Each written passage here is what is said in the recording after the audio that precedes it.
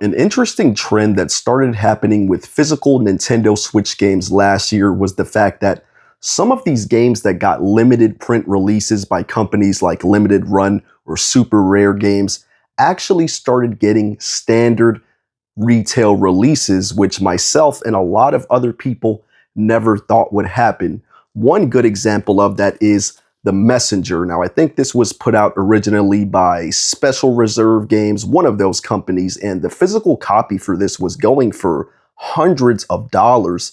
But then they went ahead and made a standard retail copy for only $30, which is really interesting to see that more developers are going with other publishers to put out more standard physical retail copies now. Another case that happened recently was Little Gator Game. That game was made by Super Rare, and you could not buy that game for probably less than $100, but now it is going to be getting a brand new retail release with all the DLC and everything on the cartridge, which I find really interesting because it just seems like maybe 5 or 6 years ago, a lot of these companies were only, even if they did have standard retail copies, they were printing very limited quantities where then they would be hard to find in retail stores, and you would have to go through resellers if you wanted to buy them. I mean, if you were fooled by it anyway, because then eventually they would slowly start printing more copies. One example of that, which got a standard retail copy, was this game right here, actually.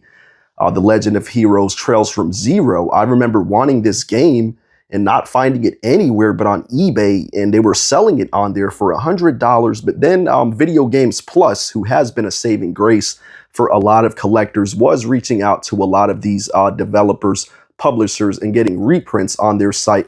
And I just think a lot of these companies started realizing the demand for their physical games, and they just started putting more copies out there in the store in general, because that doesn't seem to be as much of a problem these days. Now, don't get me wrong, there still are certain games that are hard to find and are going up in value, like Tokyo Mirage Sessions is another one that I have in the collection. I know that game has shot up quite a bit, but I still wouldn't be shocked if that got some reprints from Video Games Plus or something, which I think it has in the past.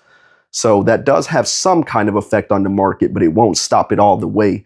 But I did also want to highlight another game from Limited Run Games, actually 2 games. They had these games that they published called Demon Turf and Demon Tides, which you could only get through them. Now those games are getting a standard physical copy. They're putting them both all on one cartridge with the DLC. So I just think it's pretty interesting when you look back like 5 or 6 years ago.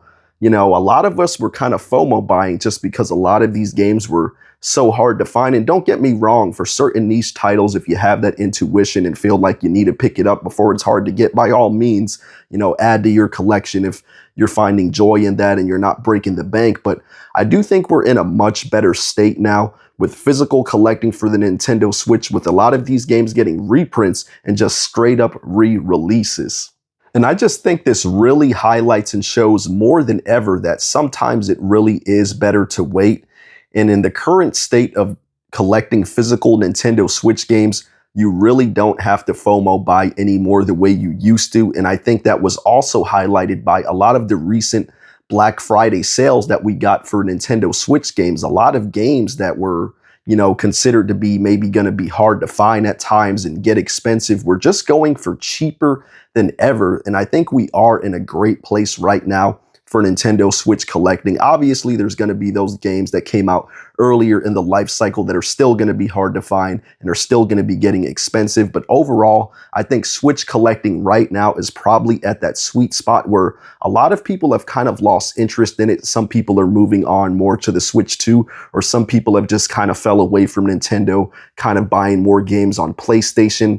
And it just seems like there is a lot more physical copies out there right now to meet the demand, which is a great thing. But I would definitely like to know your thoughts. What do you think about the state of Nintendo Switch collecting right now in 2026? Do you think it's better than ever? Do you think it's getting harder to find a lot of games? What has your experience been? And are you still actively collecting for the Nintendo Switch? Me personally, I still am buying Nintendo Switch 1 games, but I am also more inclined to pick up true physical copies for the Nintendo Switch 2. I'm really enjoying that console. It's just the next variation of the Switch, really, with more power, better games, just a lot of fun.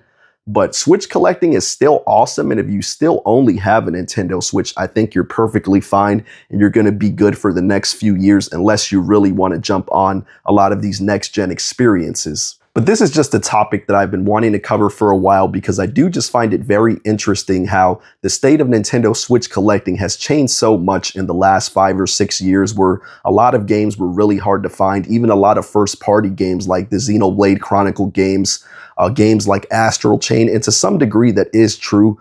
But I think a lot of the power has been taken away from the resellers. If you're interested in a lot of the more niche JRPGs and stuff, I still would recommend picking them up sooner than later, but you don't have to go crazy FOMO buying. I fell into a bit of that a few years ago with even Xenoblade Chronicles Torna. I ended up buying a European copy for like $50 when the North American copies were sold out, and that game ended up getting restocked, reprinted at standard retail for $40. So I would say just take your time and just think about your decisions instead of FOMO buying everything. I'm just trying to give some good collecting advice here. Of course, do whatever you want with your money. You're the boss of your own life, but I'm just trying to give some good advice. But anyway, thank you so much for watching this video. I really do appreciate it. If you're not already, please subscribe to the channel. Hit that like button to help spread this video out in the algorithm more. And I will definitely catch you all on the next one.